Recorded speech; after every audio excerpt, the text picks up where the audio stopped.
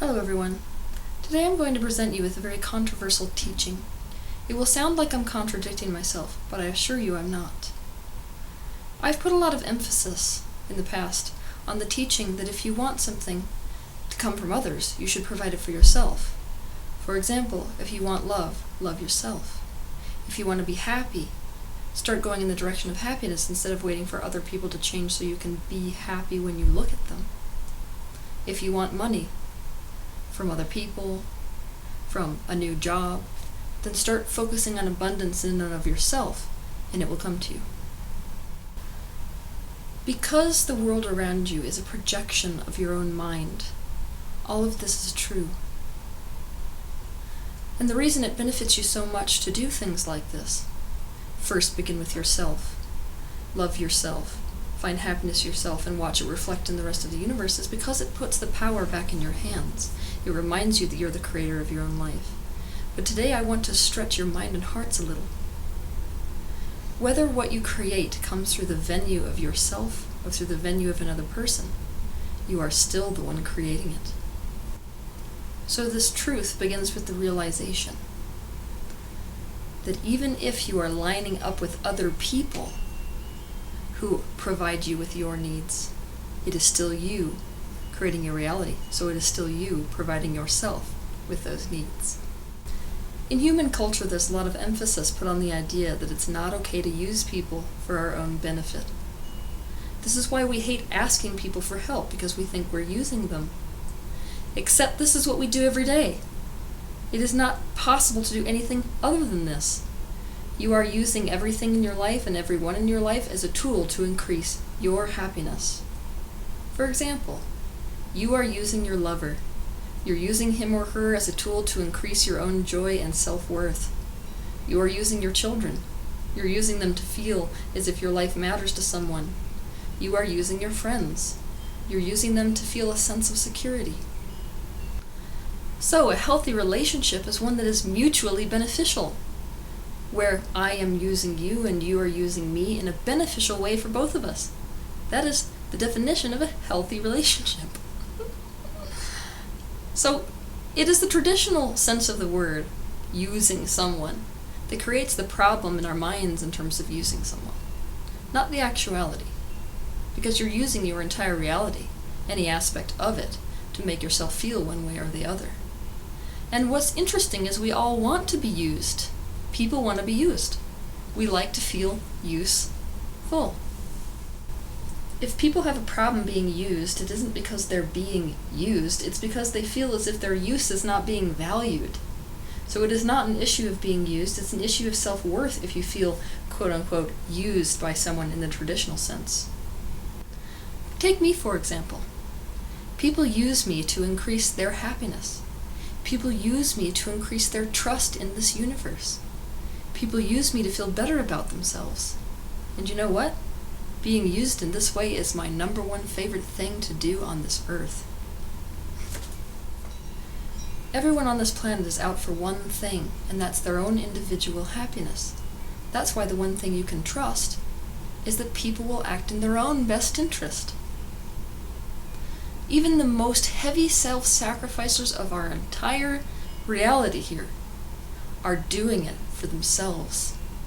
They're convinced that self-sacrificing is going to get them love, and love will make them feel better. So ultimately, the reason they're sacrificing themselves is for themselves. It's a self-centered motive, which is fine. The way they're going about it is not really benefiting them so well. But it's fine to have a self-centered reality. Why? Because you are the center of your reality. You can't prioritize anyone other than yourself. The only reason you want somebody else to be happy is because it makes you happy to see them happy. And that's okay, because it's how the third dimension was designed. We were designed to come down here into our one individual perspective and to prioritize happiness for that one individual perspective. Our problem on this planet is not selfishness. It's that we won't let ourselves be selfish. We won't let ourselves go in the direction of our own individual joy. So we get cut off from it to the degree that eventually an improvement vibrationally and therefore emotionally from the powerlessness that we feel is revenge and violence and anger. If we did nothing other than to chase our own happiness selfishly, we would never end up so low vibrationally that an improvement would be revenge and violence. This world would be one of unity and love. Besides, in a world where oneness is the truth of this universe and separateness is only an illusion, you can't actually find happiness for yourself without finding it for the rest of all that is.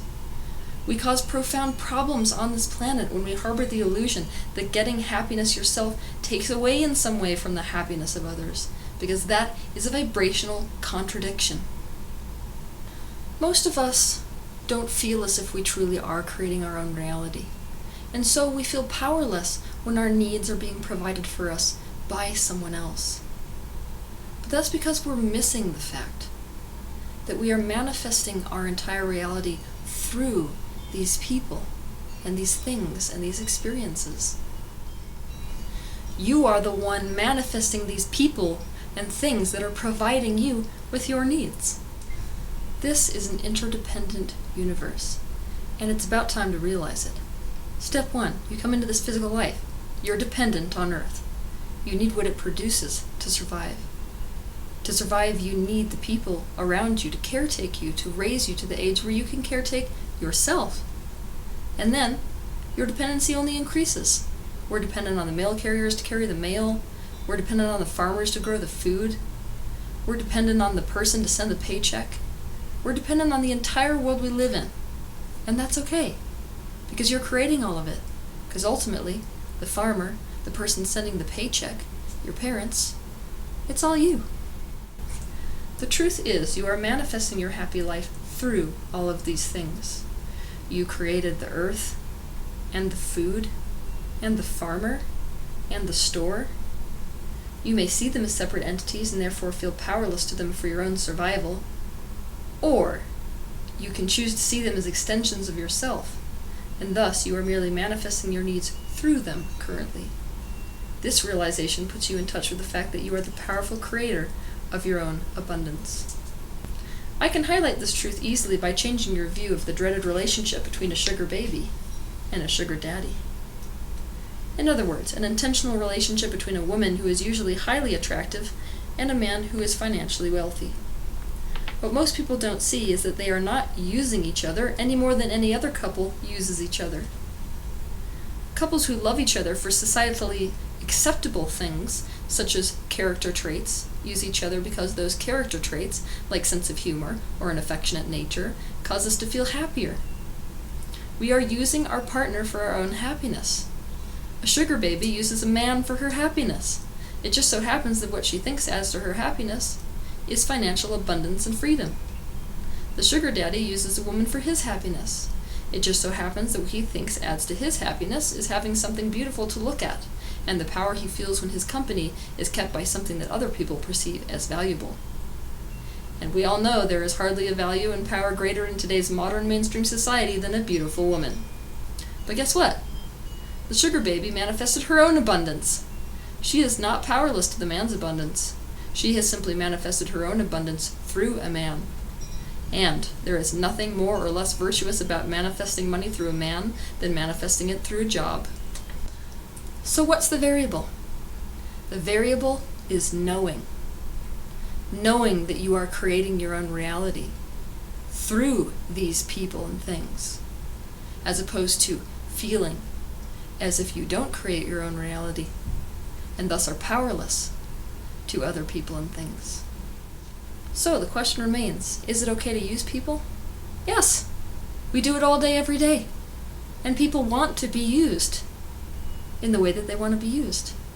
And if you have lined up with someone who does not like being used in the way that you want to use them, then it's not the right person to use. If we have lined up with someone who resents the way we are using them, it means that we ourselves do not feel good about using them in that way. And this is the byproduct of our beliefs. There might just be someone who would love to be used for that thing. You are not in this universe to suffer through it alone and provide every single thing for yourself.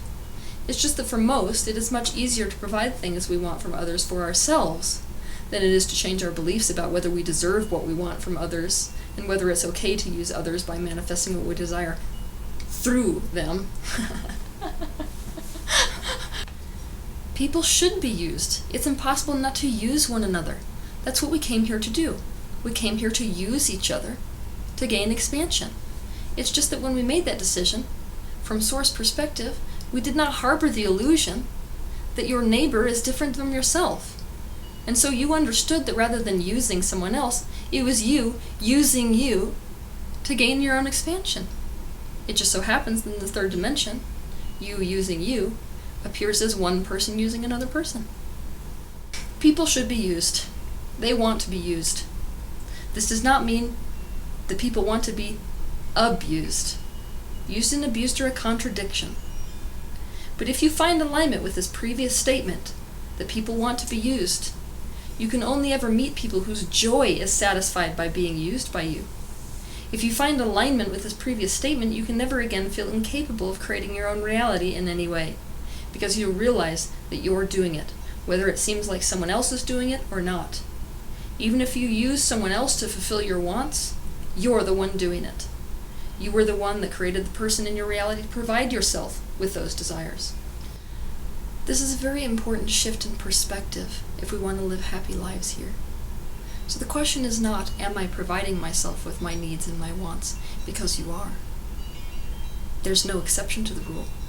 Whether it's coming through someone else or coming through you, it's still you providing you with your needs.